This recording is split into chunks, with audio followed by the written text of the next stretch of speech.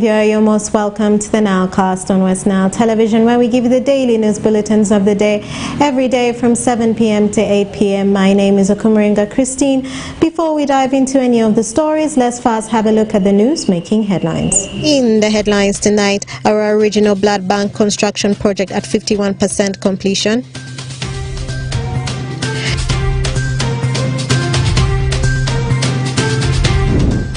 Bureaucracy leaves Terego District 3 years without Public Accounts Committee.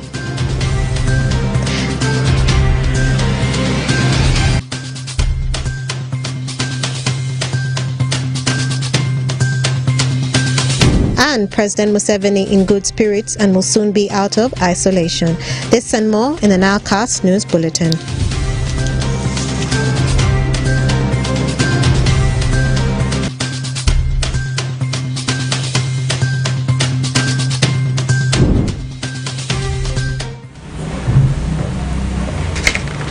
It's Monday, the 12th of June 2023, and you're most welcome to the NILECAST on Westnile Television. Now let us dive into some of the stories of the evening. Development Infrastructure held a stakeholder meeting with key stakeholders, including the Arua City leadership, to clear the air on construction progress of Arua Regional Blood Bank after concerns of the delay of the project, delayed payment of workers, and lack of materials were on site. Let's have more on that story.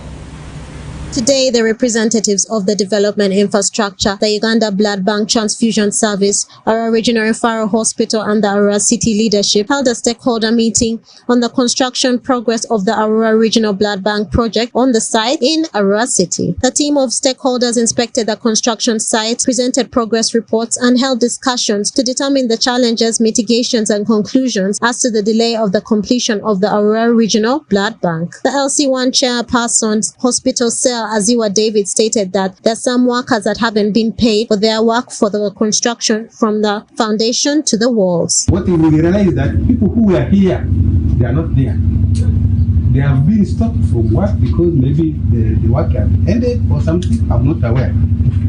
But I imagine these people who are supposed to be in this committee, they are not here because they have been stopped for their work. I'm happy that the payment, though it took long for them to clear the payments, it was already done. That's why I say that I thank them. Otherwise, we are going to be dragged in court. Many things have already gone high. So these kind of things are not going to be okay. For a project like this, when it is coming to an end, more especially as I talk now, I have a long list of people who have not been paid from the wall, from the foundation up to the wall. Some of them I saw them inside here. I think somebody asked them to move away. So if we sit in a place where there's lots of issues like this, I don't think we'll come out with very good ideas. Adrico Innocent, safety officer, raised concerns on the safety and protection of workers on the construction site. The workers must be treated as important people who are doing us the work. So we moved around there. We have shown that the workers are not protected. Most people can behave at least a good number of workers are not having the helmet. Those who are mixing, who are in the cement, they don't have masks and they don't have goggles. No mask and goggles. So we feel the workers, the first thing to be protected are the workers, because they're the ones who ask for. I checked the accident log, and the last accident they said, which happened here, was in 24th April. So since that time, up to date, there's no accident. But while we were moving, the used timbers with the exposed nails were all over, around. So we think management of the waste, used timbers must be collected, they must be kept somewhere so that they are safe. Etrima Sande, the Chief Executive Officer for Development Infrastructure, is urging the stakeholders to look at the positive achievements of the projects and commit to paying the workers. We have been really aggressive. We are doing our best. Even if you compare our committee, only that let's not only focus on this side also other sites. There are sites where people are going to be paid for 3 months or 4 months. But here we are trying to invest. And then, as I said before, let's focus also on the positive part of this project. Let's not only focus on the talent, but those that have been addressed. And then, as I said, if they are outstanding, director, I commit myself. When we get additional funds, all this money should be here. Alex Tumwesije, the Senior Engineer, Ministry of Health, has cautioned the contractor to put more effort to resolve their internal issues within the administration in order to fast-track the progress of the project. The issues of workers on site, if the contractors refuse to put workers on site, you tell us, like the RSS has said, we sit in this meeting and terminate the contract. Because these are the issues we should have discussed and agreed, so that this man can bring the workers on site even before we come. Now, it is true when you look at this site, the workers are few. Director, please, the workers are few. The materials are not there. What is the sad if it is not there? And we expect it are better. Secondly, the issue of cement. What is cement? You know, you cannot say don't have a store here. What do you have paid for you to construct a store? There is money for you that was paid for you to construct a store. Where is it? You want a store here for materials. Fine. So we are requesting you, kindly, you put in more effort, solve those issues. You know there are issues you are facing that you are not getting last. You have looked at the work program with my colleagues and you have rejected it because the activities you are telling us to do in June is almost ending and you have not started. So we request that you go, Mr. Warabina, go and update the work program. We want to update the work program and we will see how the project has to finish in September. Because the work is ending in September. It's ending in September and please we don't want to add you more time because we shall start charging you money. Kindly don't ask for more time. The resident City Commissioner Akelo Alice Akena has cautioned the constructor to work hard to fast-track the project. That works below 10 billion is for you people. Unless you are bewitched. I don't see why you delay. What's wrong with you?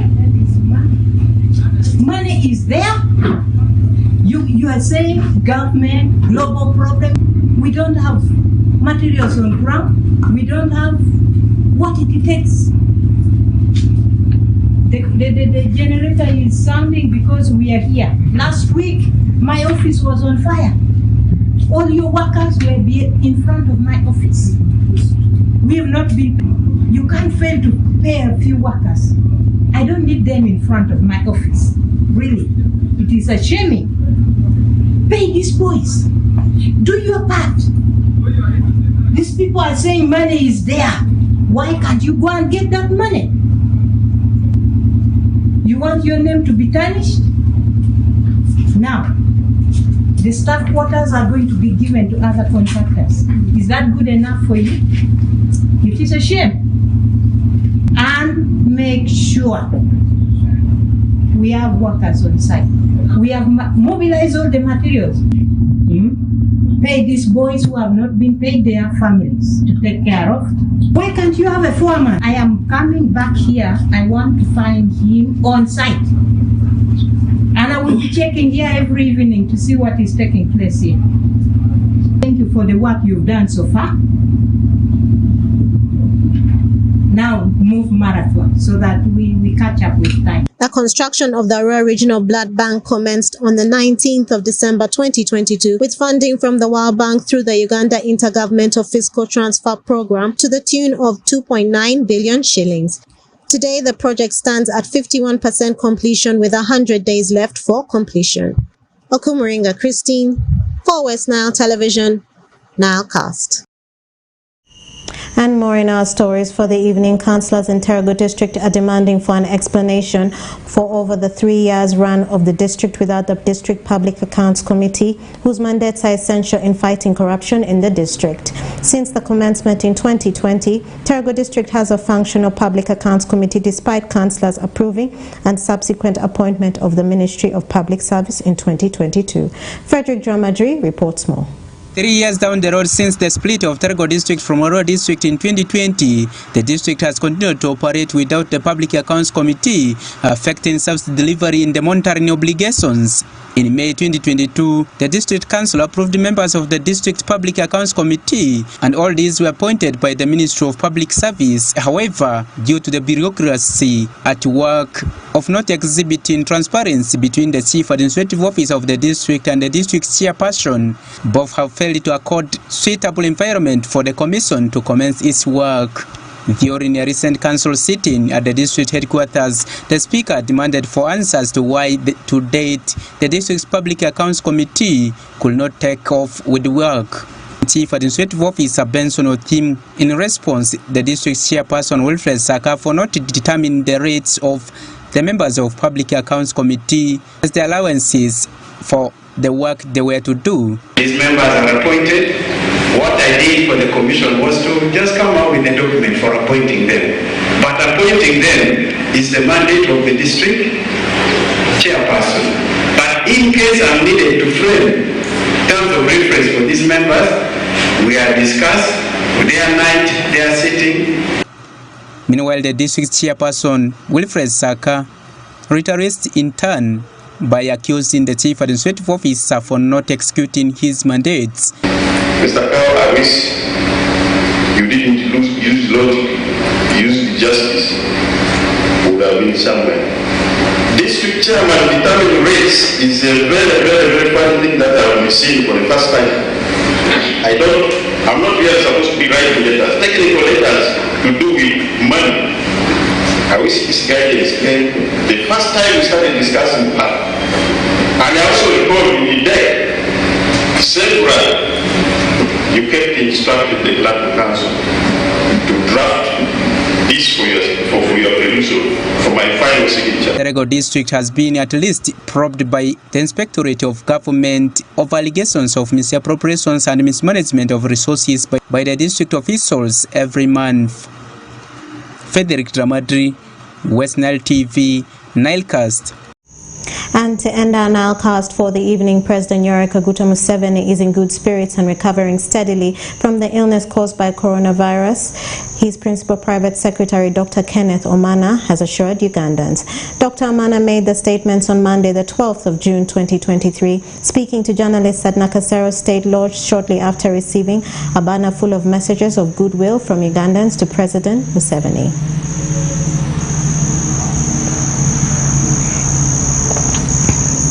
And with that story, viewer, we've come to the end of the NILECAST on Westnile Television. Thank you for being with us from the beginning of the NILECAST to the end of the NILECAST, only on Westnile Television.